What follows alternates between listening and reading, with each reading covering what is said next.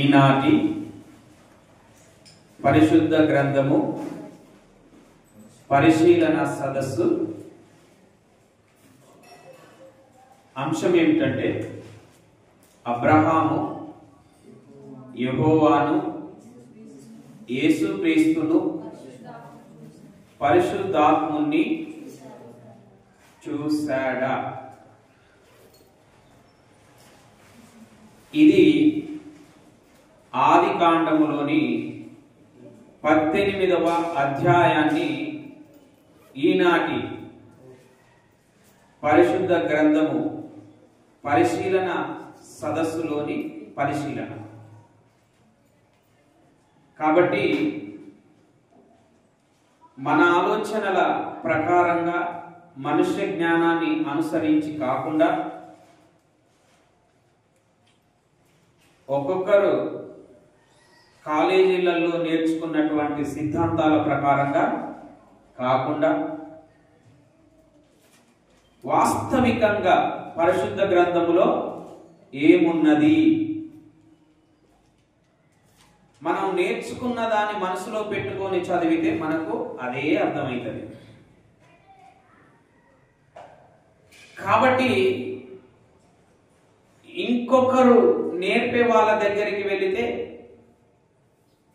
వారు మనసులో పెట్టుకున్నదే నేర్చుకున్నదే నేర్పించేస్తారు. ఇప్పుడు రెండు రెండుల ఎంత? 4. 2 2 ఎంత? 4. 2 2 4 2 2 4. ఇది నువ్వు ఎక్కడ పోయి అడిగినా కూడా ఎందుకు అదంతే. ఇక మేము తెల్లోలం అండి, ఇక్కడ లెక్కలు మారుతాయండి, మేము అమెరికాలో అండి లెక్కలు మారుతాయండి, మేము హీబ్రూ వాళ్ళం అండి, గ్రీకు వాళ్ళం అండి, లెక్కలు మారుతాయండి. ఆ నియమం ఆ సూత్రము ఎక్కడ మారు. సత్యం ప్రపంచంలో ఎక్కడ పోయినా సత్యమే. నా దగ్గరికి వచ్చినాక ఒక తీరుగా మారడం, వారి దగ్గరికి పోయినాక ఇంకొక తీరుగా మారడం అనేది ఎక్కడ ఉండదు. ప్రపంచంలో ఈ పరిశుద్ధ గ్రంథాన్ని పట్టుకున్న ఏ ఒక్కరి చేతిలోనైనా ఇదే ఉంటది, ఇదే భావము కలిగినటువంటి అధ్యాయం ఉంటది. కానీ బోధన సిద్ధాంతము, అభిప్రాయము, ఆ బోధ వేరుగా ఉంటున్నాయి. కాబట్టి మనుష్యుల ఆలోచనలకి ఇందులో స్థానం ఇవ్వకుండా,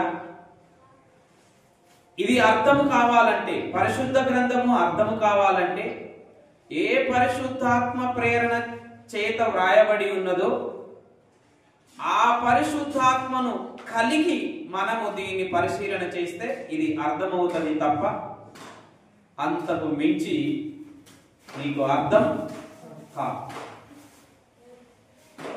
గుర్తుపెట్టుకోండి. ఓకే, మనం ఆదికాండం 18వ అధ్యాయములోనికి వెళుదాం. ఆదికాండము 18వ అధ్యాయం 1వ వచనం నుంచి చదువుతున్నాను. మరియు మమ్రే దగ్గరనున్న సింధూర వనములో అబ్రహాము ఎండవేళ గుడారపు ద్వారమందు కూర్చుని ఉన్నప్పుడు యెహోవా అతనికి కనబడెను. అబ్రహాము కనులెత్తి చూచినప్పుడు 3 మనుషులు అతని ఎదుట నిలువబడి ఉండిరి. అతడు వారిని చూచి గుడారపు వాకిట నుండి వారిని ఎదుర్కొనుటకు పరిగెత్తి నేల మటుకు వంగి, ప్రభువా, నీ కటాక్షము నా మీద ఉన్న ఎడల ఇప్పుడు నీ దాసుని దాటిపోవద్దు. నేను కొంచెము నీళ్లు తెప్పించదను, దయచేసి కాళ్ళు కడుక్కొని ఈ చెట్టు క్రింద అలసట తీర్చుకొనుడి. కొంచెము ఆహారము తెచ్చెదను, మీ ప్రాణములను బలపరుచుకొనుడి, తర్వాత మీరు వెళ్ళవచ్చును. ఇందు నిమిత్తము గదా నీ దాసుని యొద్దకు వచ్చితిరనెను. వారు నీవు చెప్పినట్లు చేయుమనగా అబ్రహాము గుడారంలోనికి వెళ్ళి కొంత పిండి శారాను పిసికి రొట్టెలు చేయమని చెప్పి ఈయన మందలోనికి వెళ్ళి పేదూడను తెచ్చి వంట సిద్ధం చేస్తాడు. ఇక్కడ మనం ఆలోచించవలసినటువంటి విషయం ఏమిటంటే, మమ్రే దగ్గరనున్న సింధూర వనములో, మమ్రే దగ్గరనున్న ఈ మమ్రే దగ్గరనున్న సింధూర వనము ఇది ఎక్కడ ఉన్నది? ఆదికాండము 13వ అధ్యాయము 18వ వచనాన్ని మనం పరిశీలన చేస్తే, అప్పుడు అబ్రహాము తన గుడారము తీసి హెబ్రోనులోని మమ్రే దగ్గరనున్న సింధూర వనములో దిగి అక్కడ యెహోవాకు బలిపీఠము కట్టెను. హెబ్రోనులో మమ్రే ఉంది. ఈ మమ్రే దగ్గర ఏముంది? సింధూర వనం ఉంది. ఇక్కడ అబ్రహాము గారు గుడారం వేసుకొని నివసిస్తూ ఉన్నాడు. అయితే ఒకరోజు ఎండవేళ ఎవరు కనిపించారంట? యెహోవా అతనికి కనబడెను. ఎవరు కనబడ్డారు? యెహోవా అతనికి కనబడెను. క్రిందికి వచ్చేవారికి అతడు కనులెత్తి చూసినప్పుడు ఎవరు కనబడ్డారట? ముగ్గురు మనుషులు కనబడ్డారు. ఇప్పుడు మనం చేయవలసిన ఆలోచన ఏంటంటే, యెహోవా అతనికి కనబడెను. ఈ సందర్భాన్ని ఎన్ని రీతులుగా బోధిస్తారు అంటే, యెహోవాయే కనిపించాడు, ఆయనే మరలా ముగ్గురిగా కనిపించాడు. యెహోవా ఒకడే వచ్చాడు, ముగ్గురిగా కనిపించాడు. తండ్రి, కుమార, పరిశుద్ధాత్మునిగా కనిపించాడు. అంటే మనది ఇంకొకరు చెప్తారు, ఇద్దరు యెహోవాలు, ఒకరేమో దేవుడైన యెహోవా. ఇద్దరు యెహోవాలు, ఒకరేమో దేవుడైన యెహోవా, ఒకరేమో యెహోవా దూతగా ఉన్న యేసుక్రీస్తు, ఇంకొకరేమో దేవదూత. ఇంకొకరు ఏం చెప్తారంటే, ఇద్దరు దేవదూతలే. ఏమని చెప్తారు? ఇద్దరు దేవదూతలే, యెహోవా ఉన్నాడు ఆ దేవదూతలతో పాటు అని అంటారు. అర్థమైందా? యెహోవా కనిపించాడు, తర్వాత ముగ్గురు కనిపించారు. అంటే త్రిత్వం. అంటే ఏంటి? త్రిత్వం అంటే మనం త్రిత్వం గురించి మాట్లాడతలేము. అంటే ఆయన ఒక్కడే ముగ్గురుగా వచ్చాడా, మళ్ళా ముగ్గురు ఒక్కటేనా అన్నది కాదు మన సబ్జెక్ట్. అది త్రిత్వ సబ్జెక్ట్. ఇక్కడ మనం ఆలోచించవలసింది, పరిశీలన చేయవలసింది ఏంటంటే, యెహోవా అబ్రహాముకు కనపడ్డాడా? పరిశుద్ధాత్ముని, యేసుక్రీస్తుని అబ్రహాము చూశాడా? ఇక్కడ ఇద్దరు యెహోవాలు ఉన్నారు అని చెప్పేవాళ్ళు ఏమని చెప్తారంటే, ఆదికాండము 19వ అధ్యాయంలోనే 24వ వచనం చూడండి.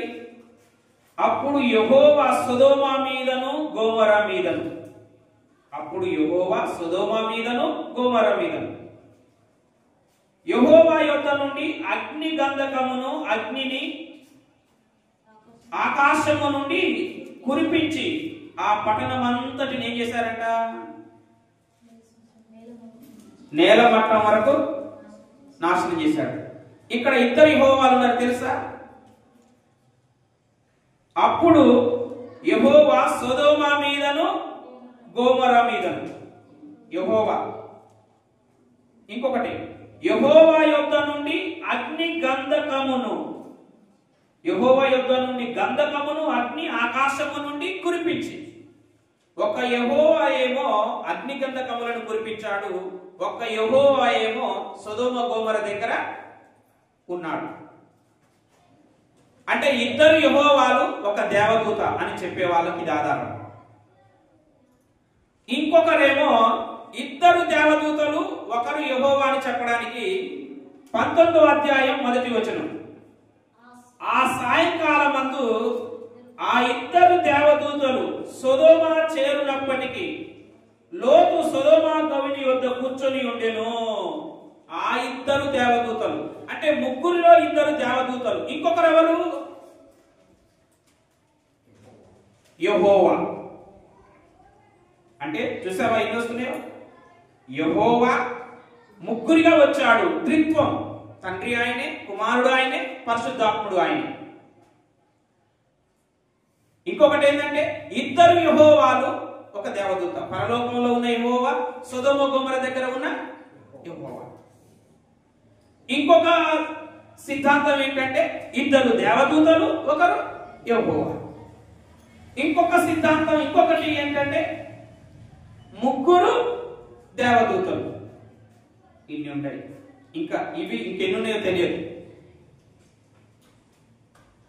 ఇప్పుడు మనం పరిశీలన చేయవలసింది ఏంటంటే ఫస్ట్ మనం పరిశీలన చేద్దాం.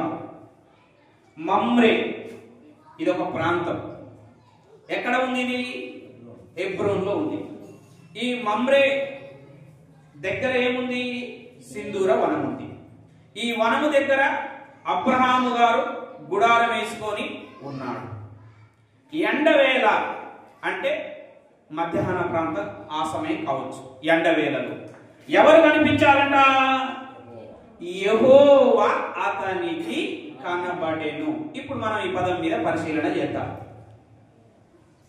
యెహోవా అతనికి కనపడ్డాడా? యెహోవా అబ్రహాముకు కనపడ్డాడా? కనపడ్డాడా? అసలు యెహోవా అబ్రహాముకు కనపడ్డట్టు ప్రత్యక్షమైనట్టు ఎక్కడ ఉంటుంది అంటే ఆదికాండము 12వ అధ్యాయము 7వ వచనం. యెహోవా అబ్రహామునకు ప్రత్యక్షమై నీ సంతానమునకు ఈ దేశం ఇస్తానని చెప్పాడు. ఆదికాండములోనే 17వ అధ్యాయము 1వ వచనంలో యెహోవా అతనికి ప్రత్యక్షమై నేను సర్వశక్తి గల దేవుడను అని అబ్రహాముతో మాట్లాడడం జరిగింది. నెక్స్ట్ ఎక్కడ కనపడ్డాడు అంటే 18వ అధ్యాయంలో కనపడ్డాడు.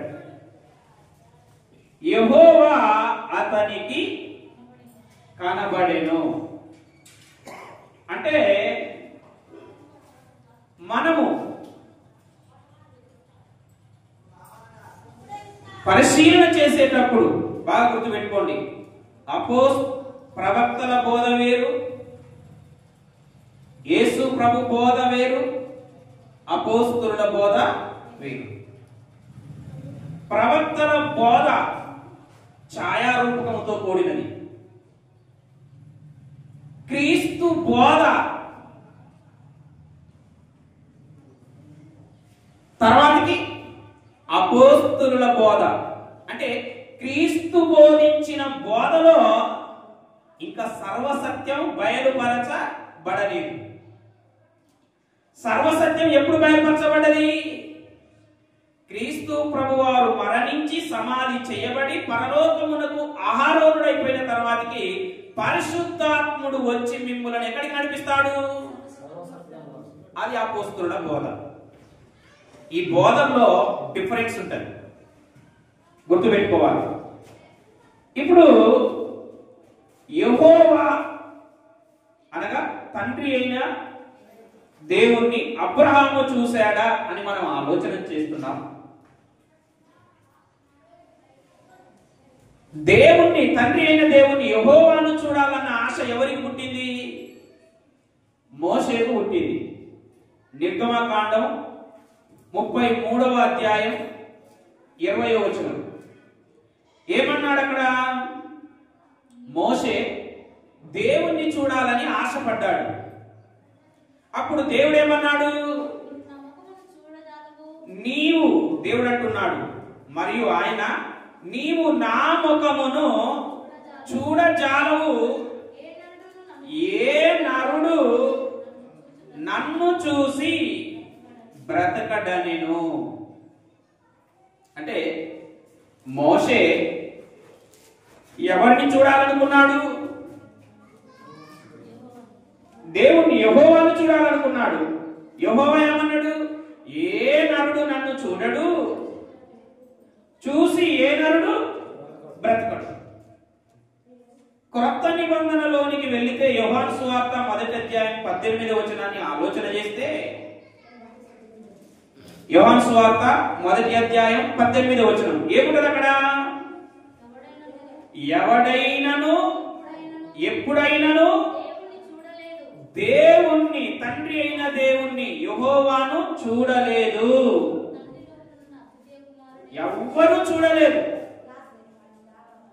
ఆయనను బయలుపరిచింది ఎవరంటే యేసుక్రీస్తు ప్రభువారు బయలుపరిచాడు.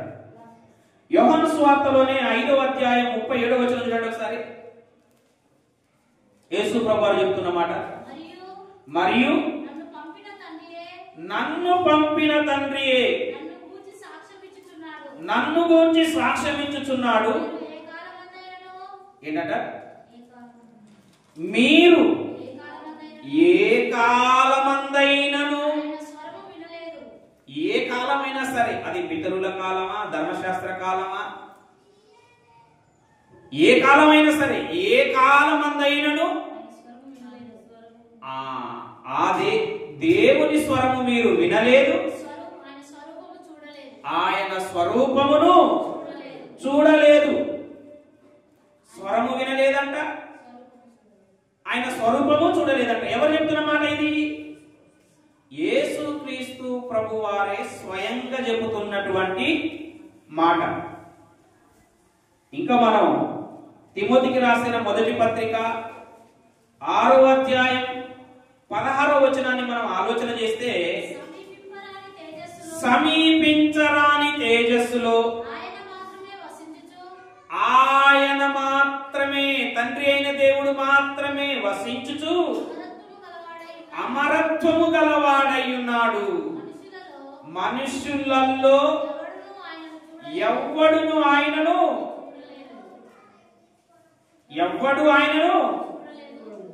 చూడలేదు, చూడనేరడు. గతంలో చూడలేదు, ఇక ముందు కూడా ఏ మనుషుడు దేవుణ్ణి చూడనేరడు. అంటే ఎవరు చెప్తున్నారు ఇక్కడ? పరిశుద్ధాత్ముడు అపోస్తులుడైన పౌలు చేత తిమోతికి వ్రాయించుకున్నాడు. మోషే గారికి చెప్పాడు ప్రవక్తల గ్రంథాల్లో ఏమని? ఏ నరుడు చూసి బ్రతకనేరడు. స్వయంగా యేసుక్రీస్తు ప్రభువారే చెప్పారు ఏమని? ఏ కాలమందైనను ఎప్పుడైనను చూడలేదు, వినలేదు. తర్వాతకి సర్వసత్యములో పరిశుద్ధాత్ముడు అపోస్తులుడైన పౌలు ద్వారా వ్రాయించుతున్నాడు, ఏ మనుష్యుడు ఏ కాలములోనైనా చూడలేదు, ఇక చూడనేరడు. మొదటి యోహాను పత్రిక 4వ అధ్యాయం 12వ వచనం, ఏ మానవుడును దేవుణ్ణి ఎప్పుడునూ చూచి ఉండలేదు. చాలు. ఎవరు రాస్తున్నారు ఈ మాట? అపోస్తులుడైన యోహాను గారు రాస్తున్నారు. ఏ మానవుడు, ఏ నరుడు, ఆదాము మొదలుకొని భూమి మీద ఉన్న ఏ నరుడు, ఏ మనుష్యుడు దేవుణ్ణి చూసి ఉండలేదు. ఎవరైనా ఒకరు చూశారంటే, ఒక మనిషి చూశాడు, ఒక నరుడు చూశాడు, ఒక మనిషి చూశాడు. ఎవరా మనిషి, ఎవరా నరుడు అంటే యోహాను సువార్త 6వ అధ్యాయము 46వ వచనం. 6వ అధ్యాయం 46వ వచనం,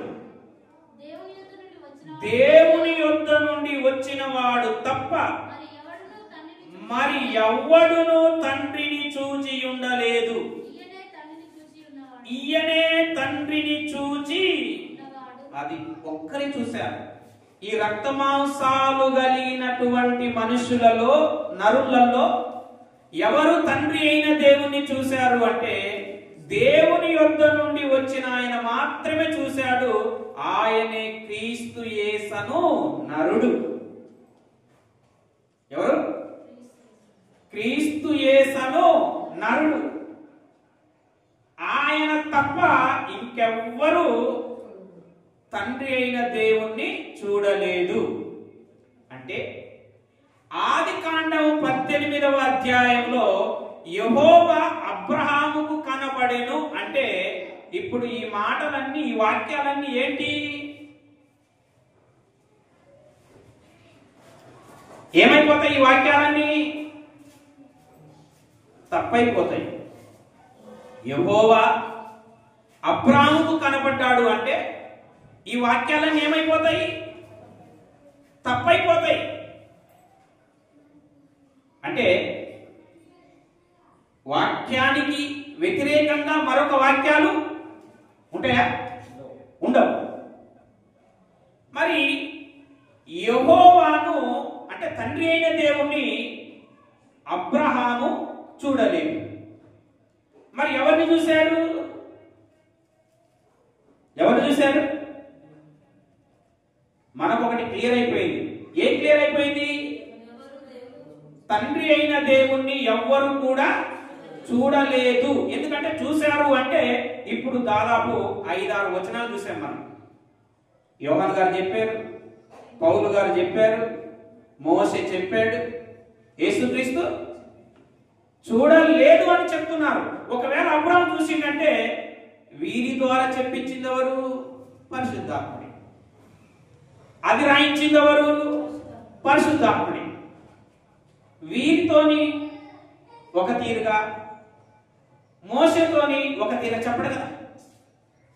ఆదికాండం రాసింది ఎవరు? మోషే రాశాడు. ఆ రాసిన మోషకే దేవుడు కనపడలేదు. చూడాలన్న ఆశ ఉంది. ఏ నన్ను చూసి బ్రతకడు అన్న సంగతి గ్రంథకర్తకే తెలుసు. మరి ఆయన ఎలా రాసిండు? అబ్రహాముకు యెహోవా కనబడింది.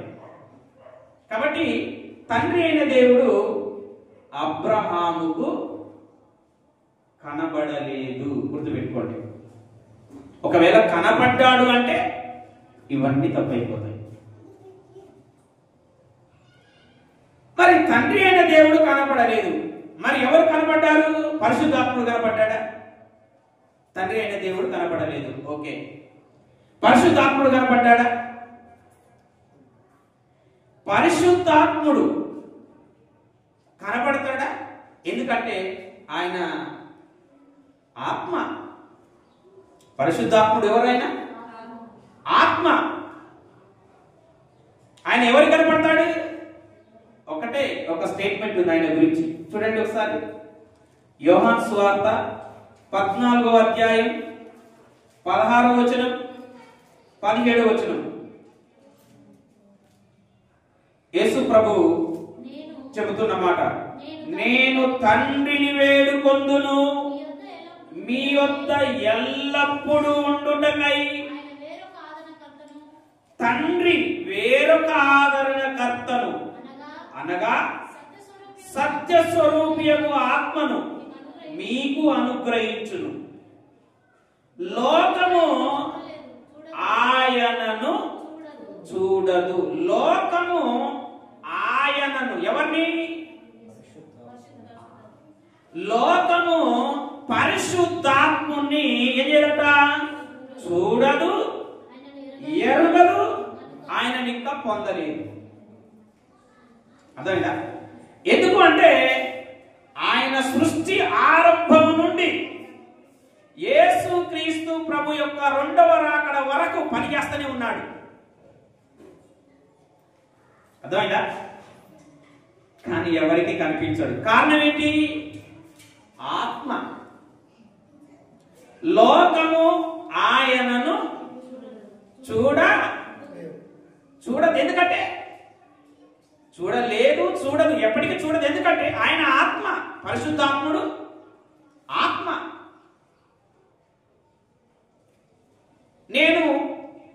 తండ్రిని వేడుకుంటాను, తండ్రి మీకు ఆదరణకర్తను పంపిస్తాడు. ఎప్పుడు పంపించాడు? క్రీస్తు ప్రభు శిలువలో మరణించి సమాధి చేయబడి పరలోకానికి ఆహ్వానమైపోయాడు. అందరూ పెంతెకోస్తు పండుగ దినమున శిష్యులు మేడగదిలో కూర్చొని ప్రార్థన చేస్తుంటే అప్పుడు ఎవరు దిగొచ్చారు? పరిశుద్ధాత్ముడు దిగొచ్చాడు. కనిపించాడా వాళ్ళకి? వేగముగా వీచు బలమైన గాలి వంటి, గాలి కాదు, గాలి అది చెప్తున్నాడు అనమాట. దాన్ని మనకు అంటే కనిపించే దాని రూపంలో చెప్తున్నాడు. గాలి వంటి. అపోస్తల కార్యం 2వ అధ్యాయం 2వ వచనం, వేగముగా వీచు బలమైన గాలి వంటి ఒక ధ్వని, గాలి వంటి ఒక ధ్వని ఆకాశము నుండి అకస్మాత్తుగా వారు కూర్చుండి ఉన్న ఇల్లంతా, 4వ వచనంలో అంటాడు, పరిశుద్ధాత్మతో నిండిన వారై ఆ ఆత్మ వారికి వాక్శక్తి. అంటే పరిశుద్ధాత్ముడు దిగాడు కానీ కనిపించాడా? ఎందుకు? ఆత్మ. అందుకే ఒకే స్టేట్మెంట్ ఇచ్చాడు. తండ్రి దేవుని గురించి అయితే చూడలేదు, చూడనేరడు అని చెప్పాడు. ఈయన గురించి ఒకే స్టేట్మెంట్, చూడరు, చూడదు, లోకమైనను చూడదు. ఎందుకంటే ఆత్మ. ఓకే, ఇప్పుడు అబ్రాహాం దగ్గరికి వద్దాం. ఆదికాండం 18వ అధ్యాయం. తండ్రి అయిన దేవుణ్ణి చూడలేదు, పరిశుద్ధాత్ముని చూడలేదు. మరి ఎవరిని చూశారు? యేసుక్రీస్తుని చూశాడా? యెహోవా అతనికి కనబడెను. మరి యేసుక్రీస్తు కనబడ్డాడా? యేసుక్రీస్తు కనబడ్డాడు అని ఎక్కువ సంఖ్యలో చెప్తారు. యేసుక్రీస్తు కనబడ్డాడు. ఎందుకంటే 19వ అధ్యాయంలో మొదటి వచనంలో ఆ ఇద్దరు దేవదూతలు సొదొమ గొమొర పట్టణానికి వచ్చారు. ఇద్దరు దేవదూతలైనప్పుడు ఈ ఒక్క ఆయన ఎవరు వచ్చున్నారంటే యేసుక్రీస్తు వచ్చాడు. ఎలా వచ్చాడు? యేసుక్రీస్తుని ఎలా చెప్పగలుగుతాము అంటే ఒక మాట, యేసుక్రీస్తు ప్రభువారు ఒక మాట అన్నాడండి భూమి మీద ఉన్నప్పుడు. ఏమన్నాడు? యోహాను సువార్త 8వ అధ్యాయం 56వ వచనం. యోహాను సువార్త 8వ అధ్యాయం 56వ వచనం. యేసు ప్రభువారు యూదులతో మాట్లాడుతున్న సందర్భం ఇది. మీ తండ్రి అయిన అబ్రహాము నా దినము చూతునని మిగుల ఆనందించెను, అది చూచి సంతోషించెను అని. అందుకు యూదులు, నీకింకా 50 సంవత్సరములైనా లేవే, నీవు అబ్రహామును చూచితివా అంటే యేసు ప్రభు అన్నాడు, అబ్రహాము కంటే నేను ముందే ఉన్నాను. అబ్రహాము పుట్టక మునిపే నేను ఉన్నాను. ఇక్కడ యేసుక్రీస్తు ప్రభువారు యూదులకు ఏమని చెప్తున్నాడు? అబ్రహాము నన్ను చూశాడు అని చెప్తున్నాడా? అబ్రహాము నన్ను చూశాడు అని చెప్తున్నాడా? చూసి సంతోషించాడు అని చెప్తున్నాడా? కరెక్ట్ గా పరిశీలన చేసి చదవండి. మీ తండ్రి అయిన అబ్రహాము నా దినము చూతునని మిగుల ఆనందించెను. నా దినము చూతునని, నా దినము చూతునని, అది చూసి సంతోషించను. అదంటే ఏంటది? ఆ దినమును చూసి నన్ను చూడాలనుకున్నాడు, నన్ను చూసి సంతోషించాడు అని చెప్తున్నాడా? నా దినము చూడాలనుకున్నాడు, ఆ దినము చూసి సంతోషించాడు అని చెప్తున్నాడా? నన్ను చూడాలనుకున్నాడా? నా దినము చూడాలనుకున్నాడా? చెప్పండి. ఏం చూడాలనుకున్నాడు? నన్ను చూశాడని చెప్తున్నాడా? నన్ను చూశాడని చెప్పలే.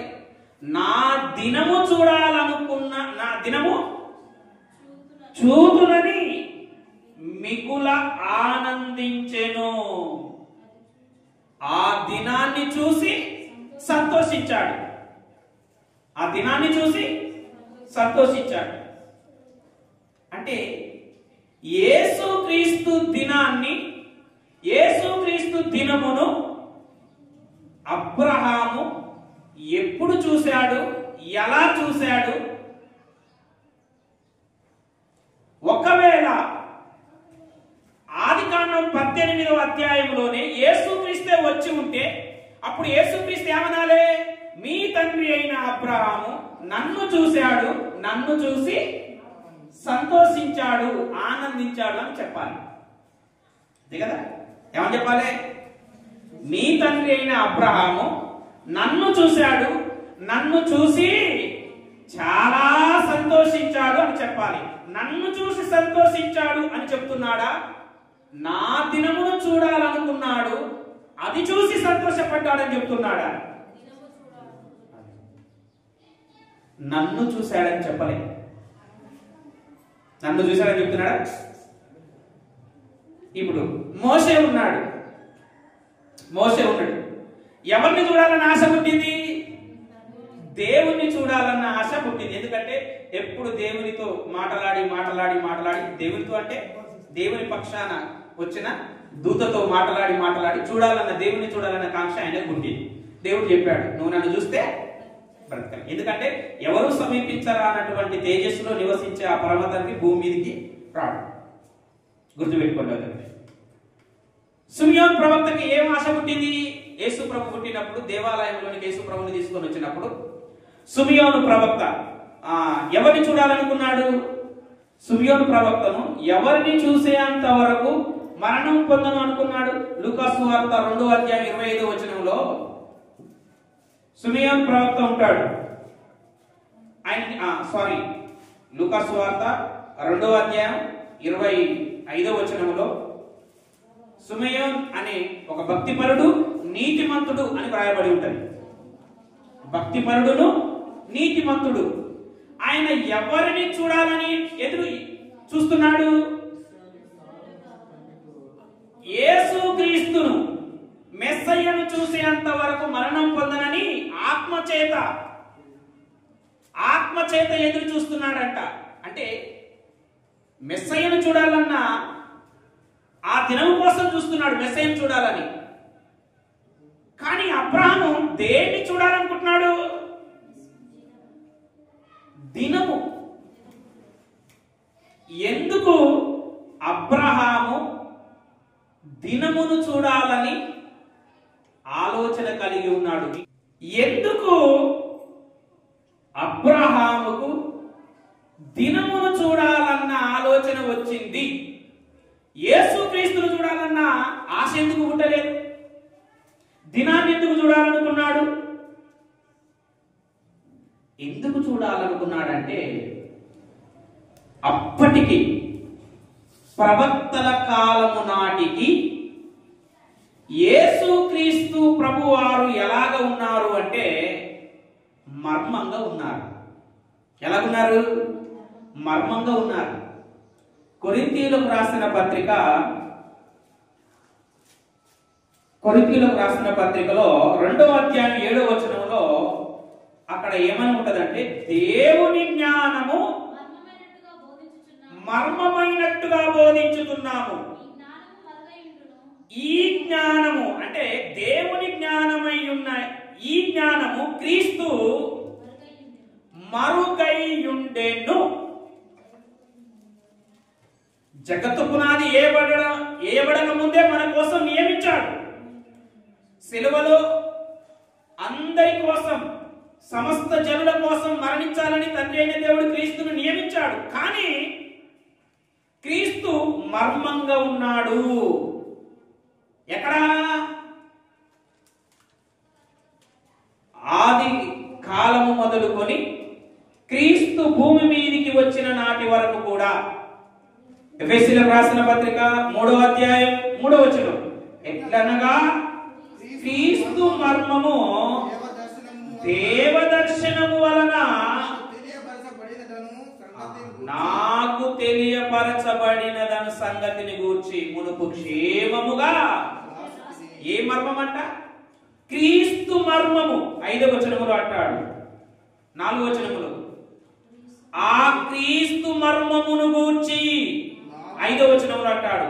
ఈ మర్మం ఇప్పుడు ఆత్మ మూలముగా దేవుని పరిశుద్ధులకు అపోస్తులకును ప్రవక్తలకును బయలుపరచబడి ఉన్నట్టుగా పూర్వకాలమందు మనుషులకు బయలుపరచబడలేదు. గుర్తుపెట్టుకోండి, పూర్వకాలములో బయలుపరచబడలేదు, ఇప్పుడు బయలుపరచబడుతుంది.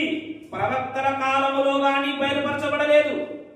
ఎప్పుడు బయలుపరచబడుతుంది? పరిశుద్ధాత్ముడు భూమి మీదికి వచ్చిన తర్వాతికి పరిశుద్ధాత్ముని మూలముగా అపోస్తులులకు బయలుపరచబడుతుంది.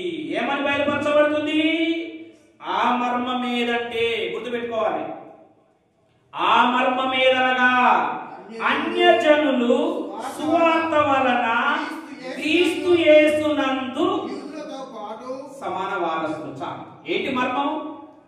అన్యజనులు, సమస్త అన్యజనులు. బాగా గుర్తుపెట్టుకోండి. ఏంటంట? సమస్త అన్యజనులు.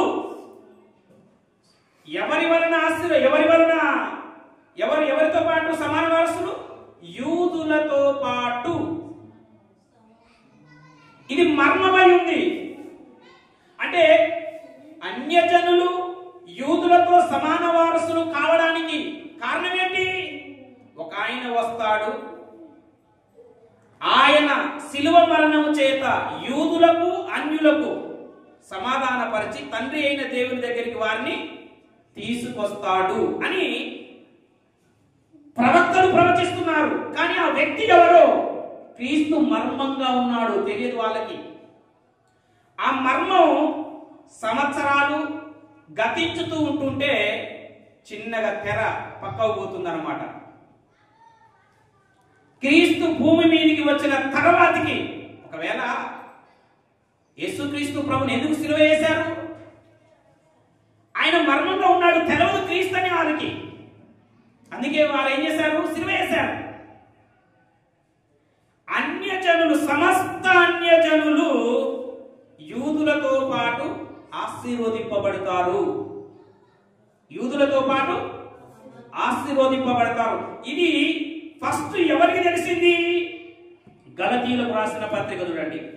గలతీయులకు రాసిన పత్రిక 3వ అధ్యాయం 8వ వచనం, దేవుడు విశ్వాస మూలముగా అన్యజనులను నీతిమంతులుగా తీర్చునని లేఖనము ముందుగా చూచి నీ యందు అన్యజనులందరూ ఆశీర్వదింపబడుదురని అబ్రహామునకు సువార్త ముందుగా ఎవరు ప్రకటించారట? దేవుడు. ఏమని ప్రకటించాడు? నీ యందు అన్యజనులందరూ ఆశీర్వదింపబడుతారు. ఎవరికి ప్రకటించాడు? దేవుడు అబ్రహాము ప్రకటించాడు. ఎప్పుడు? అబ్రహామును పిలిచినప్పుడే.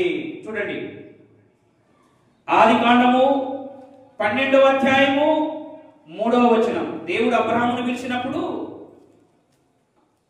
ఏమంటున్నాడు? నిన్ను ఆశీర్వదించు వారిని ఆశీర్వదించదను, నిన్ను దూషించు వారిని శపించదను, భూమి యొక్క సమస్త వంశములు నీయందు ఆశీర్వదింపబడునని అబ్రహాముతో అనగా. ఏం చెప్పాడు అబ్రహాము దేవుడు? భూమి యొక్క సమస్త వంశములు. ఇప్పుడు నీ వంశం ఆశీర్వదింపబడుతుందంటే అమ్మ దేవుడు నా వంశాన్ని ఆశీర్వదిస్తాడంట. సమస్త వంశావళులను ఆశీర్వదిస్తాడంటే నీ వంశం వేరు, వాళ్ళ వంశం వేరు కదా. అబ్రహాము మనసు పెట్టాడు, నా వంశాన్ని ఆశీర్వదిస్తాడంటే ఓకే, నా సంతానం మూలముగా భూలోకములో ఉన్న సమస్త వంశములను, అయితే భూలోకములో ఉన్న సమస్త వంశములను ఆశీర్వదించడానికి నా సంతానము కారణమా? ఎవరు ఆలోచన చేశారు?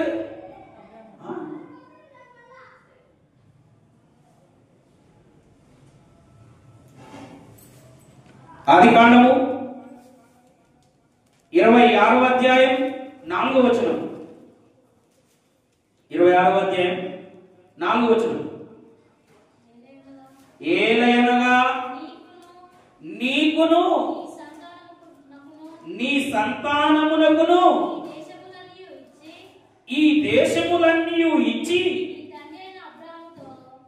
నీ తండ్రి అయిన అబ్రహాముతో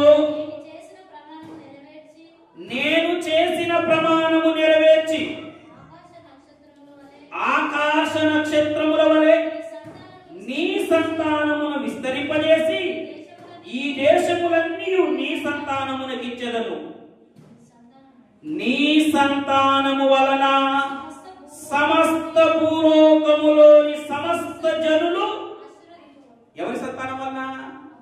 నీ సంతానము వలన. ఎవరికి చేస్తున్నాడు ఈ వాగ్దానం? పైన ఎవరున్నారు? ఇస్సాకు. నీ తండ్రికి నేను ఇదే వాగ్దానం చేసిన, నీకు కూడా ఇదే వాగ్దానం చేస్తున్నా. ఏంటంట? నీ సంతానం. అర్థమైందా? అబ్రాహాముకు ఇదే అన్నాడు, నీ సంతానం. అబ్రాహాము సంతానం ఎవరు? ఇస్సాకు. మరి ఇస్సాకు కూడా ఇదే అంటున్నాడు, నీ సంతానము వలన సమస్త భూలోకములోని సమస్త జనులు.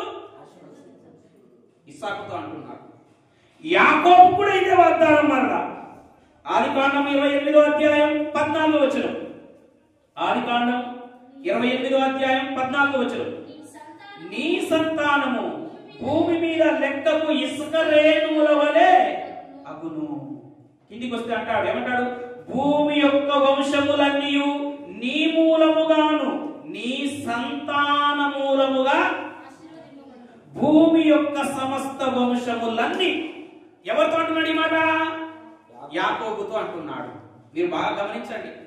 అబ్రాహాముతో ఇదే వాగ్దానం చేశాడు, ఇస్సాకుకు ఇదే వాగ్దానం చేశాడు. అబ్రాహాము సంతానం ఇస్సాకు, ఇస్సాకుకు ఇదే వాగ్దానం చేశాడు. ఇస్సాకు సంతానం యాకోబు, యాకోబుకు ఇదే వాగ్దానం చేశాడు. ఏమని? నీ సంతానములు అని అంటున్నాడా? నీ సంతానం అంటున్నాడా? నీ సంతానం అంటే నీ సంతానమూలముగా భూలోకములోని వంశములన్నీ సమస్త జనాంగము ఆశీర్వదింపబడును. అంటే ఏమి వీరికి ఏమి అర్థమైంది అంటే, భూలోకములో ఉన్న అన్యజనులందరూ, సమస్త అన్యజనులు ఆశీర్వదింపబడుటకు నా సంతానము కారణమా? అది ఎప్పుడు జరుగుతుంది? ఎలా జరుగుతుంది? ఎప్పుడు జరుగుతుంది? ఎలా జరుగుతుంది? అబ్రహాము ఎలాంటి విశ్వాసం గలవాడు తెలుసా? ఎలాంటి విశ్వాసం గలవాడు తెలుసా? ఆదికాండము 22వ అధ్యాయం. ఆదికాండము 22వ అధ్యాయం. ఇక్కడ దేవుడు అబ్రహాముకు సెలవిచ్చాడు. ఏమని? నీకు ఒక్కడై ఉన్న నీ కుమారుని అనగా నీవు ప్రేమించు ఇస్సాకును నేను చూపించు పర్వతములలో ఒక పర్వతం మీద, మోరియా పర్వతం మీద నాకు బలి అర్పించు. ఉదయాన్నే లేశాడు, పనులను ఎండబెట్టుకున్నాడు, కుమారుని ఎండబెట్టుకున్నాడు, కట్టెలు తీసుకున్నాడు, కత్తి తీసుకున్నాడు, గాడిద మీద ఎక్కించుకున్నాడు, వెళ్ళిపోతున్నాడు. ఆ పర్వతం దగ్గరికి వెళ్ళినాక ఆ పనివాడు చెప్తున్నాడు, మీరు ఇక్కడ నిలబడండి అని చెప్పి ఏమన్నాడు తెలుసా? 5వ వచనములు, నేను ఈ చిన్నవాడును అక్కడికి వెళ్ళి దేవునికి మ్రొక్కి యుద్ధకు వచ్చేదమని చెప్పాడా, వస్తాను అని చెప్పాడా? అంటే వీరిద్దరు ఎందుకు పోతున్నారు? బలి అర్పించడానికి పోతున్నాడు. ఎవరిని బలి అర్పించాలి? ఇస్సాకును బలి అర్పించాలి. ఇస్సాకును బలి అర్పించినాక మరలా ఎంతమంది తిరిగి రావాలి? ఒక్కడే తిరిగి రావాలి. ఏమనాలి? నేను తిరిగి వస్తాను అని అనాలి. ఏమంటున్నాడు అంటే అబ్రాహాము విశ్వాసం చూడండి. అంటే ముందు జరగబోయే దానిని విశ్వాసపు నేత్రతో కొండ మీద ఏం జరుగుతుంది, నా కుమారుణ్ణి బలి అర్పించినాక కూడా, ఆ దహనం అయిపోయినాక కూడా, ఆ బూడిదలో నుంచి కూడా మృతులను సహితము లేపగలవాడు అని ఏం చేశాడు? అబ్రహాము విశ్వసించాడు. ఆ కొండ మీదకి వెళ్ళి దేవుడు చూశాడు. ఏం చూశాడు? అబ్రహాము ఇస్సాకును బలి అర్పించాడు. అర్పించాడు అంటే ఆల్రెడీ అబ్రహాము మనస్సులో డిసైడ్ అయిపోయాడు. ఏమని? దేవుడు చెప్పిన మాట ప్రకారంగా నా కుమారుణ్ణి ఆ పర్వతం మీద బలి అర్పించాలి అని ఫిక్స్ అయిపోయాడు. కత్తి లేబట్టాడు. అబ్రహాము హృదయములో, మనస్సులో ఈసమంతా కూడా ఏం లేదంటే సందేహం.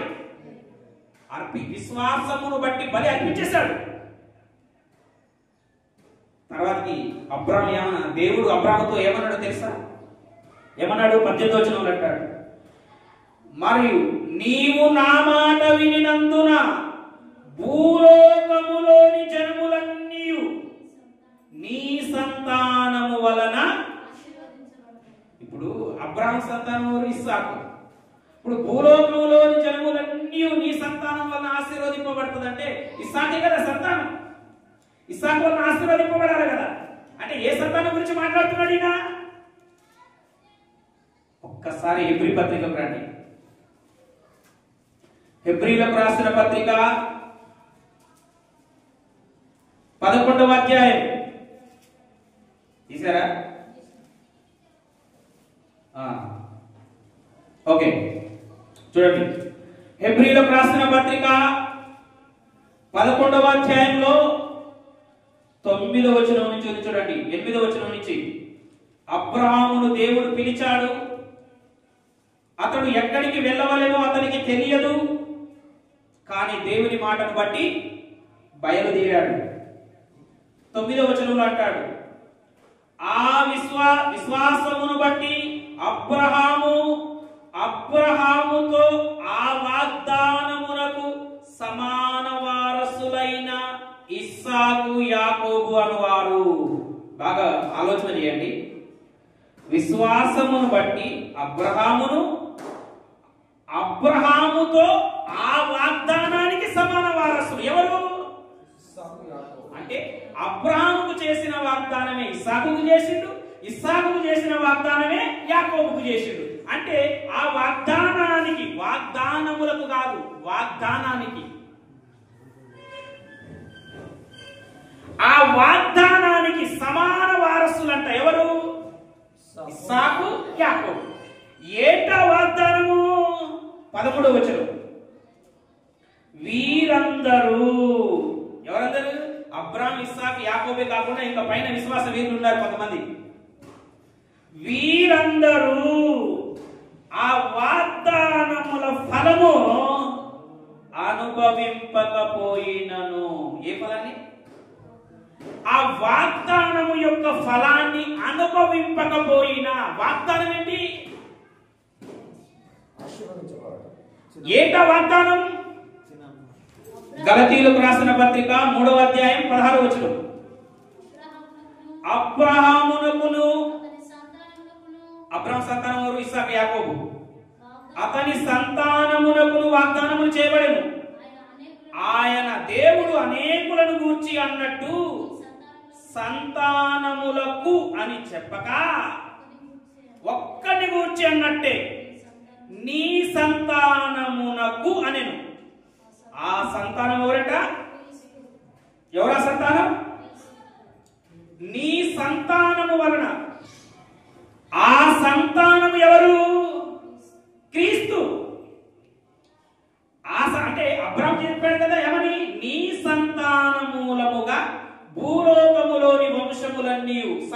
జనములు ఆశీర్వదింపబడుదురు.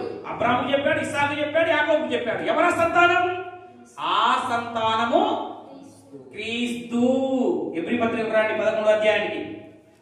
ఎబ్రీలకు రాసిన పత్రిక 11వ అధ్యాయంలో ఆ వాగ్దానం అంటే ఎవరట? 13వ వచనం. వాగ్దానం ఎవరు? క్రీస్తు.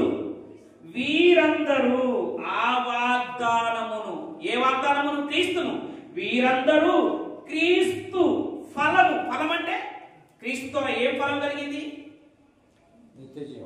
క్రీస్తును అనుభవించకపోయినను దూరము నుండి చూచి ఏం చేశారట? వందనము చేసి. వందనం ఎవరు చేస్తాము? దేవునికి స్తోత్రాలు అంటాం, దేవునికి మహిమ కలుగును గాక అంటాం. మనుషులకు ఏమని చెప్పుకుంటాము? వందనాలు చెప్తాం. దూరము నుండి చూసి. ఎవరిని చూశారు వీళ్ళు? ఎవరిని చూశారు? వాగ్దానమును, వాగ్దాన ఫలములు అనుభవింపకపోయినా, వాగ్దానాన్ని అనుభవింపకపోయినా, క్రీస్తును అనుభవించకపోయినను దూరము నుండి చూశారంట. అబ్రహాముకు, ఇస్సాకుకు, యాకోబుకు, క్రీస్తుకు ఎన్ని సంవత్సరాల గ్యాప్ ఉంది? దాదాపు 2000 సంవత్సరాల గ్యాప్ ఉంది. దూరము నుండి చూశారు. చూసి ఏం చేశారంట? వందనము చేశారు. ఏం చూశారు? దూరము నుండి వాగ్దాన ఫలాన్ని చూశారు. ఏంటా వాగ్దాన ఫలం? ఒకసారి రండి, అపోస్తల కార్యములో యోహాను గారు చెప్తున్నారు చూడండి. పేతురు, యోహానులు మాట్లాడుతున్నటువంటి మాటను మనం ఆలోచన చేస్తే, అపోస్తల కార్యములు 3వ అధ్యాయం 24వ వచనం. మరియు సమూయేలు మొదలుకొని ఎందరు ప్రవక్తలు ప్రవచించిరో వారందరూ ఈ దినమును గూర్చి ప్రకటించిరి. ఈ దినమును గూర్చి ప్రకటించిరి. ఏ దినమును గూర్చి? ఎవరు మాట్లాడుతున్నారు ఈ మాట? ఇక్కడ శృంగారమను దేవాలయం దగ్గర ఒక కుంటి భిక్షకుని బాగు చేశారు. ఎవరు? పేతురు, యోహాను. బాగు చేస్తే యూదులు వీరి మీద తిరగబడ్డారు. వారికి ఏం చెప్తున్నాడంటే, అబ్రహాము, ఇస్సాకు, యాకోబుల దేవుడు తన సేవకుడైన యేసుక్రీస్తును ఈ భూమి మీదకి పంపించాడు. 15వ వచనం చూడండి. మీరు జీవాధిపతిని చంపితిరి గాని దేవుడు ఆయనను మృతులలో నుండి లేపెను, అందుకు మేము. 18వ వచనం. దేవుడు తన క్రీస్తు శ్రమపడునని సమస్త ప్రవక్తల నోట ముందుగా ప్రచురపరిచిన విషయములను ఇలాగూ నెరవేర్చారు. అంటే ఎవరి గురించి చెప్పుకుంటూ వస్తున్నాడు?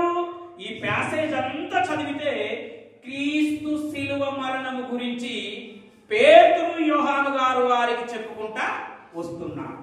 వస్తే 24వ వచనం దగ్గరికి వచ్చేవరకే ఈ దినమును గూర్చి సమస్త ప్రవక్తలు ప్రకటించారంట. ఏ దినాన్ని అంటే యేసుక్రీస్తు శిలువలో మరణించినటువంటి దినము. శిలువ మరణ దినం గురించి సమస్త ప్రవక్తలు ప్రవచించారంట. ఈ దినాన్ని గురించి అంటే ఈ దినమును 25వ వచనం అంటాడు, ఆ ప్రవక్తలకును. అబ్రహాము ఎవరో తెలుసా? ఆదికాండం 20వ అధ్యాయం 7వ వచనంలో ఏముంటది? అతడు ప్రవక్త, అతడు నీ కోసం ప్రార్థన చేస్తాడు, నీవు నీ కుటుంబం క్షేమంగా. అబ్రహాము ఎవరంట? అబ్రహాము ప్రవక్త. ఆయన కూడా ఏ దినాన్ని చూడాలనుకున్నాడు? ఈ దినమును. ఏ దినము? క్రీస్తు శిలువ మరణ దినాన్ని చూడాలనుకున్నాడు. అంటే క్రీస్తునే చూడొచ్చు కదా, క్రీస్తు మర్మంగా ఉన్నాడు. మరి దినాన్ని ఎందుకు చూడాలనుకున్నాడు? దినములో ఉన్న ఆనందం ఏంటి? ఈ దినంలో ఆయనకు కలిగిన ఆనందం ఏంటంటే సమస్త జనులు, సమస్త వంశములు నా సంతాన మూలముగా అబ్రహాము కుమారుడైన దావీదు కుమారుడైన యేసుక్రీస్తు. అబ్రహాము సంతానము ఎవరు? యేసుక్రీస్తు. ఈ దినమును గురించి ప్రకటించారు 25వ వచనం. ఆ ప్రవక్తలకును దేవుడు అబ్రహాముతో నీ సంతానమందు భూలోక వంశములన్నీ ఆశీర్వదింపబడునని చెప్పి మీ పితరులతో చేసిన నిబంధనకు మీరు వారసులై ఉన్నారు. దేవుడు తన సేవకును పుట్టించి మీలో ప్రతి వాని దుష్టత్వం నుండి మళ్లించుట వలన మిమ్మును ఆశీర్వదించెను. ఏం చేశాడంట? ఆశీర్వదించను. ఎవరిని? యేసుక్రీస్తు నామములో బాప్తిస్మము పొందిన ప్రతి ఒక్కరు, అద్వితీయ సత్యదేవుడవైన నిన్నును నీవు పంపిన యేసుక్రీస్తును ఎరిగి నమ్మి బాప్తిసం పొందినవాడు రక్షింపబడుతున్నాడు. రక్షింపబడిన ప్రతి ఒక్కరు, ఆ విశ్వాస జాబితాలో ఉన్న ప్రతి ఒక్కరు, విశ్వాసులంతా ఎవరి సంతానం? అబ్రహాము సంతానం. విశ్వాసులంతా ఎవరి సంతానం? విశ్వాసులంతా అబ్రహాము సంతానమే. ఎవరి మూలముగా? క్రీస్తు మూలముగా. అబ్రహాము ఏం చూశాడంట? మోరియా కొండ మీద తన కుమారుడైన ఇస్సాకును బలిగా అర్పించినటువంటి అక్కడ దేవుడు ప్రమాణం చేశాడు, నా తోడు. దేవుడు ఎవరి మీద ప్రమాణం చేస్తున్నాడు? దేవదూతల మీద చేసిండా? ఇంకోటి తక్కువల మీద చేసిండా? ఎందుకంటే దేవుని కంటే గొప్పవాడు ఇంకా ఎవరు లేరు. కాబట్టి దేవుడు ప్రమాణం చేయాలంటే మనం ఎవరి మీద చేస్తాం? గొప్ప వాళ్ళ మీద చేస్తాం, ఇష్టమైన వాళ్ళ మీద చేస్తాం. అందుకే దేవుని కంటే గొప్ప వాళ్ళు ఎవరు లేరు. అందుకే దేవుడు ప్రమాణం చేసుకున్నాడు, నా తోడు అబ్రహాము భూలోకములోని సమస్త వంశములన్నీ నీ సంతాన మూలముగా. ఎవరా సంతానం అంటే? క్రీస్తు. అంటే క్రీస్తు శిలువ మరణములో ఏంది? లోకానికి ఏం కలిగింది? రక్షణ, పాప విమోచన. అంటే ఇంతమంది ఆశీర్వదింపబడుతున్నారా? ఈ దినాన్ని ఎవరు చూశారు? అబ్రహాము. యోహాను సువార్త 8వ అధ్యాయం 56వ వచనంలో నీ తండ్రి అయిన అబ్రహాము నా దినము చూతునని మిగుల ఆనందించెను. ఏం చేయాలని? అబ్రహాము ఒక్కడే కాదు, మత్తయి సువార్త 13వ అధ్యాయం 17వ వచనం అనేక ప్రవక్తలు నీతిమంతులు మీరు చూచు వాటిని వినే వాటిని చూడాలని ఆశపడ్డారు, కానీ వారు చూడలేక పోయారు. చూసే అదృష్టం మీకు కలిగింది. అంటే పూర్వమందు ప్రవక్తలందరూ కూడా ఎవరిని చూడాలనుకున్నారు? ఈ దినాన్ని చూడాలనుకున్నారు, ఈ దినములో జరిగే కార్యాన్ని చూడాలనుకున్నారు, యేసు క్రీస్తుని చూడాలనుకున్నారు. కానీ వాళ్ళు చూడలేక పోయారు. కానీ అబ్రహాము అంట విశ్వాసముతో ఏం చూశాడంట? సమస్త వంశములు, సమస్త జనాంగములన్నీ ఎలా ఆశీర్వదింపబడుతున్నారో అబ్రహాము ఆ దినమును చూశాడంట. చూసి ఏం చేశాడంట? మిగుల ఆనందించాడు. ఆనందం అందులో ఉంది. ఆదికాండం 18వ అధ్యాయంలో యెహోవా అతనికి కనబడెను. యెహోవా అతనికి కనబడెను. యెహోవా అతనికి కనబడెను అంటే తండ్రి అయిన దేవుడు కనబడలేదు, పరిశుద్ధాత్ముడు కనబడలేదు, యేసుక్రీస్తు కనబడలేదు. మరి యేసుక్రీస్తు కనబడలేదు, మరి ఎవరు కనబడ్డారు? ఎవరు కనబడ్డారు? మనం సర్వసత్యంలోనికి వస్తే, అపోస్తుల బోధలోనికి వస్తే, హెబ్రీయులకు రాసిన పత్రిక 13వ అధ్యాయం తీయండి. హెబ్రీయులకు రాసిన పత్రిక 13వ అధ్యాయం 1వ వచనం. సహోదర ప్రేమ నిలువరముగా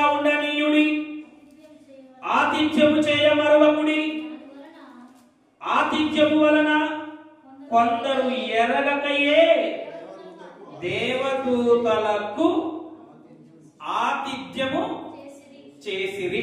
ఇక్కడ గుర్తుపెట్టుకోండి, కొందరు ఎరగకయే చేశారా, ఎరిగి చేశారా? ఇంటికి వచ్చిన వారు ఎవరు అసలు తెలియదు వాళ్ళకి. అబ్రాహాముకు తెలియదు. దేవదూతకు చేశాడా, దేవదూతలకు చేశాడా? దేవదూతకు చేశాడా, దేవదూతలకు చేశాడా?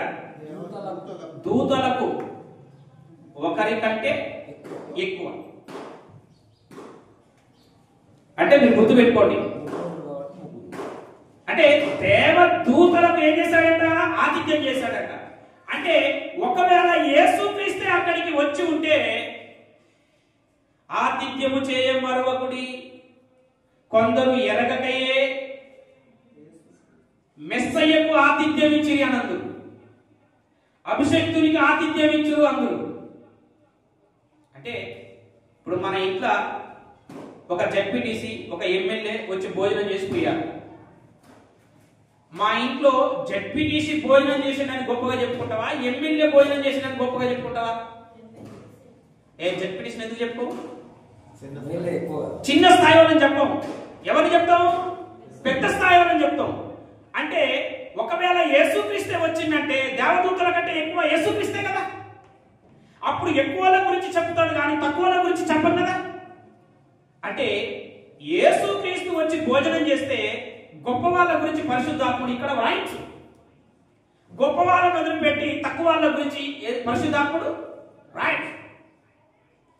అంటే దేవదూతలు భోజనం చేశారు అని, ఆతిథ్యం సేకరించారు అని ఇక్కడ వ్రాయబడింది. అంటే వచ్చిన వారు దేవదూతలే గాని యేసుక్రీస్తు కాదు. అంటే యెహోవా దేవుడు కాదు, పరిశుద్ధాత్ముడు కాదు, యేసుక్రీస్తు కాదు. ఎవరు వాళ్ళు? దేవదూత. రైట్. ఇంకో క్వశ్చన్ ఇక్కడ దేవదూతలే. ఆదికాండము 18వ అధ్యాయంలోని 2వ వచనములో అబ్రహాము వారిని చూచి గుడారపు వాకిట నుండి వారిని ఎదుర్కొనుటకు పరిగెత్తి నేల మట్టుకు వంగి సాష్టాంగ నమస్కారం చేశాడు. ఇప్పుడు దేవదూతలకు నమస్కారం చెయ్యరు కదా. ఇక్కడ ఆదికాండం 19వ అధ్యాయంలో కూడా ఆ సాయంకాలమందు ఆ ఇద్దరు దేవదూతలు సొదొమ చేరినప్పటికీ లోతు సొదొమ గవిని వద్ద కూర్చొని ఉండెను. లోతు వారిని చూచి వారిని ఎదుర్కొనుటకు లేచి సాష్టాంగ నమస్కారము చేసి, లోతు కూడా ఏం చేశాడు? సాష్టాంగ నమస్కారం చేశాడు. ప్రకటన గ్రంథం 19వ అధ్యాయం 10వ వచనం చూస్తే అక్కడ యోహాను గారు ఆ దర్శనాన్ని వీక్షిస్తూ ఎవరికి నమస్కారం చేశాడట? దూత పాదములకు నమస్కారం చేశాడట. ప్రకటన గ్రంథం 19వ అధ్యాయం 10వ వచనం,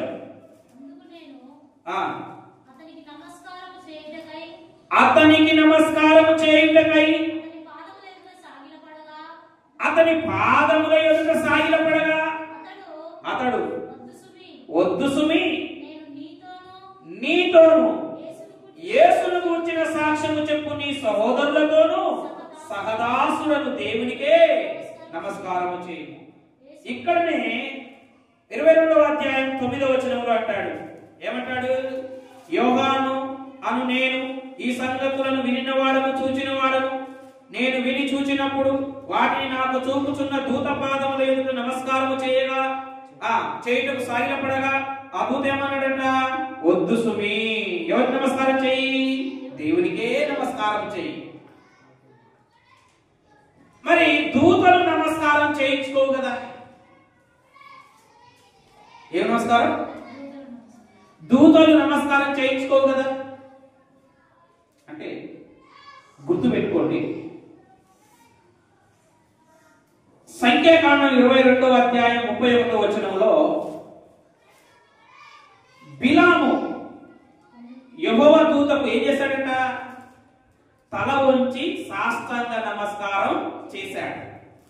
బిలాము యెహోవా దూతకు తల వంచి సాష్టాంగ నమస్కారం చేయగా. యెహోషువ 5వ అధ్యాయం 14వ వచనంలో వరదూసిన కత్తి పట్టుకొని దూత కనిపించింది. యెహోషువ పరిగెత్తుకొని పోయి యెహోవా సేనాధిపతిగా వచ్చిన దూతకు నేల మట్టుకు వంగి సాగిలపడి నమస్కారం చేశారు. మరి ఇక్కడ దూతలకు నమస్కారం చేశారు కదా. ఎవరికి? దూతలకు నమస్కారం చేశారు కదా. ఇక్కడ మనం ఆలోచన చేయాలి.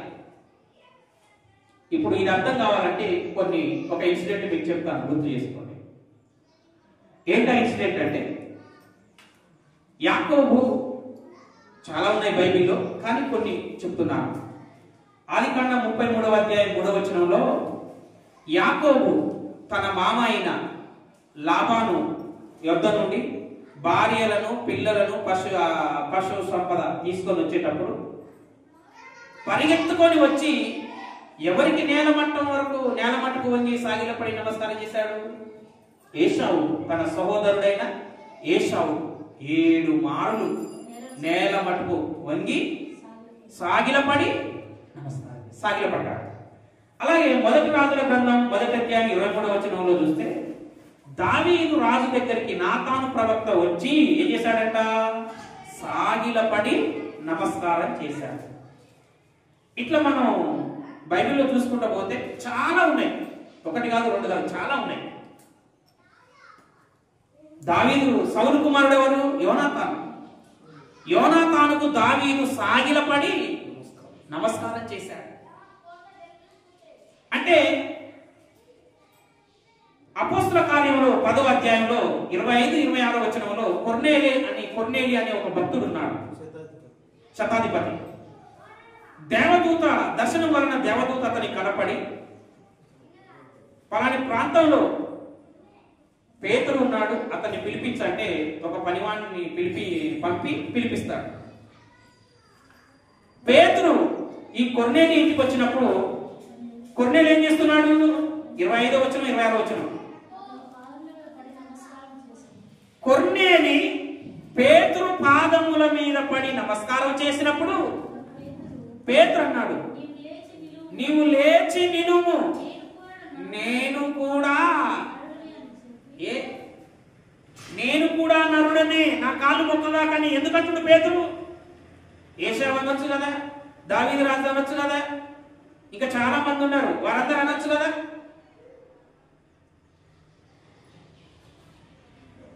అంటే ఇంకొక మాట ఉంది ఇక్కడలోని అపోస్తల కార్యంలో 14వ అధ్యాయం 7వ వచనంలో లుస్త్రా ప్రాంతానికి వచ్చినప్పుడు ఆ ప్రాంతంలో ఉన్న ప్రజలందరూ కూడా ఆ పౌలుకు బర్నబాకు ద్యూపతని హెర్మే అని పేర్లు పెట్టి దేవదూతలు మానవ రూపంలో వచ్చారని వారిని గొప్పగా ఊరేగింపు మొదలుపెట్టి వారికి బలర్పించడం స్టార్ట్ చేశారు.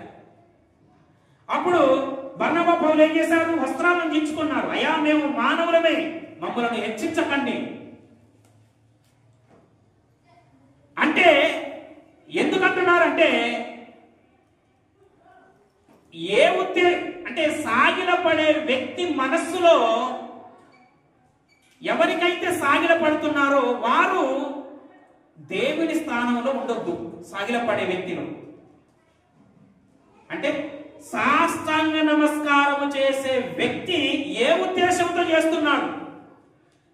కాళ్ళు మొక్కే వ్యక్తి, సాగిలపడే వ్యక్తి, నమస్కారం పెట్టే వ్యక్తి, మొక్కే వ్యక్తి ఏ ఉద్దేశంతో మొక్కుతున్నాడు అన్నది మనకు ఆ ఇంటెన్షన్ కావాలి. ఏ ఉద్దేశంతో మొక్కుతున్నాడు? దేవుని ఉద్దేశంతో మొక్కుతున్నాడా? ఆడ మొక్కే ఉద్దేశం ఏంటి? యాకోబు అన్న కాలు మొక్కాడు. ఏ ఉద్దేశం? నువ్వు దేవుని అని మొక్కాడా? అన్న భావనతో మొక్కాడు. దావీదు రాజుకి నాతాను ప్రవక్త, బత్సేబ, ఇంకొంతమంది మొక్కారు. ఎందుకు మొక్కారు? రాసు అన్న గౌరవంతో మొక్కారు. దావీదు రాజు సౌలు కుమారుడు ఎవరు? యోనాతానుకు సాష్టాంగ నమస్కారం చేశాడు. అడవిలో బాణాలు తీసుకొని అడవికి పోయినప్పుడు ఏ ఉద్దేశంతో చేసిండు? దేవుడు అన్న ఉద్దేశంతో చేశాడా? సాష్టాంగ నమస్కారం చేస్తున్నావు అంటే ఏ ఉద్దేశం, ఏ ఇంటెన్షన్తో చేస్తున్నావు, అది ముఖ్యం. అక్కడ మన ఇళ్లలో వివాహాలు అయిపోతాయి, మన పిల్లల కాళ్ళు మొక్కుతాం. ఏ ఉద్దేశంతో మొక్కుతున్నావు? అమ్మా తన దేవుడు అమ్మని మొక్కుతున్నావా? ఏ ఉద్దేశంతో మొక్కుతున్నావు అంటే దేవుని స్థానంలో పెడితే దేవుడు ఒప్పుకోడు. అంటే యోహాను గారు అక్కడ ఆత్మవశుడైనప్పుడు ఏ ఉద్దేశంతో మొక్కుతున్నాడు అంటే దేవదూతను ఒక దైవ స్థానంలో పెట్టి మొక్కుతున్నాడు. ఆ ఉద్దేశం మంచిది కాదు. నేను కూడా నరుడని, నేను కూడా నీతోటి దాసుడని, ఆజ్ఞలు పాటించేవాడిని, నన్ను అంత ఎక్కువగా హెచ్చించగాకు, నేను సహదాసుడని. ఆ ఉద్దేశాన్ని మనం చూడాలి. ఇక్కడ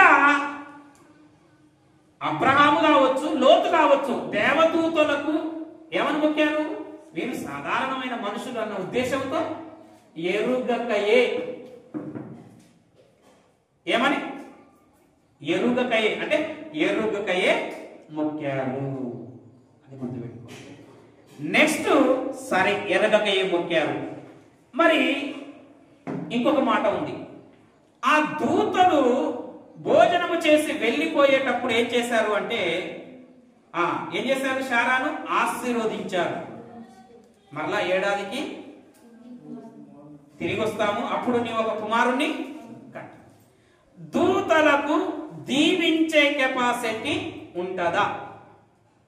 దూతలకు దీవించే కెపాసిటీ ఉంటుందా?